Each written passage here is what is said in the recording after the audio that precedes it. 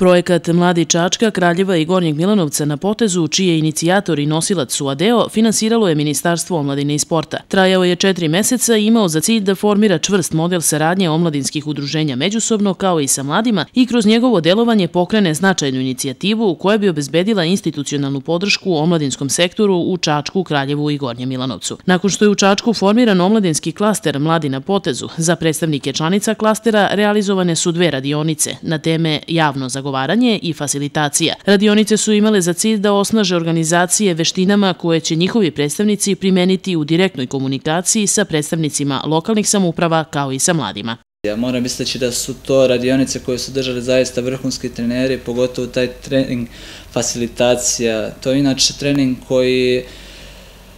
koji se bavi veštinama kako neki pregovarački proces dovesti do najbolje mogućeg rešenja, odnosno kako grupu usmeriti da zajednički donese neku konkretnu odluku, najbolje moguće rešenje, a da se taj koji to opšte uređuje, facilitira, ne meša u ceo proces.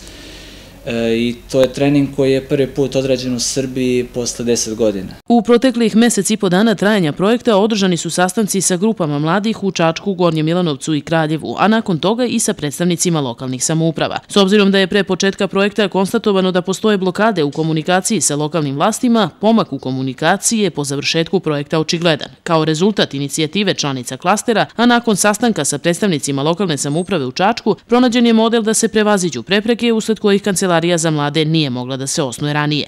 U Kraljevu su sastanci rezultirali formiranjem radne grupe za donošenje lokalnog akcionog plana, a u Gornjem Milanovcu će po prvi put biti raspisan konkurs za udruženja, a pokrenuta inicijativa za donošenje lokalnog akcionog plana. Ne možem da garantujem kako će ta Kancelarija za mlade funkcionisati, niti da će lokalni akcioni planovi biti sprovedeni kako treba i da će se realizovati u nekom narednom periodu onako kako bi mi voleli, ali s obzirom na neke indikatore koje su se pokazali u protekla 4 meseca imamo razloga za optimizam.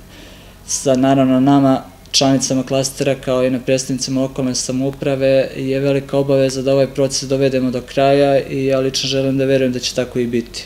Povezivanje mladih na međugradskom nivou kroz ovaj projekat pokazalo se kao korisno. Kako najavljuju iz udruženja Suadeo, već postoje okvirni planovi kojim će se aplicirati određenim donatorima, a iza kojih će stati zajednički udruženja iz sva 3 grada, pa čak i šire. Pre svega, tu je projekat u okviru programa Youth in Action, kojim će Suadeo kao nosilac u partnerstvu sa organizacijama iz 5 zemalja Evrope i naravno neki